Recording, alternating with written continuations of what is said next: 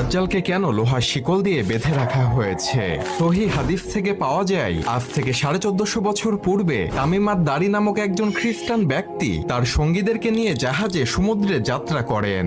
হঠাৎ সমুদ্রের মধ্যে ভয়ঙ্কর ঝড়ের কবলে পড়ে তারা পথ হারিয়ে ফেলে এবং তারা অজানা রহস্যময় একটি দ্বীপে পৌঁছে যায়। তামিমাত দারি ও তার সঙ্গীরা দ্বীপে নামার পর দেখতে পান একটি পশুর মতো অদ্ভুত চেহারার এক প্রাণী, যার গোটা শরীরে কালো পশম দিয়ে ভরপুর। প্রাণীটি বলে, আমি হলাম এখান করা গোয়েন্দা। প্রাণীটি তামিমাত দারি ও তার সঙ্গীদেরকে বলল, তোমরা ওদিকে ওই গুহার মতো স্থানটিতে যাও, সেখানে একজন ব্যক্তি তোমাদের জন্য অপেক্ষা করছে। তামিমাত দারি ও তার সঙ্গীরা সেখানে গিয়ে দেখলেন একটি বিশাল দেহের ব্যক্তি, যার হাত পা লোহার শিকল দিয়ে বেঁধে রাখা হয়েছে।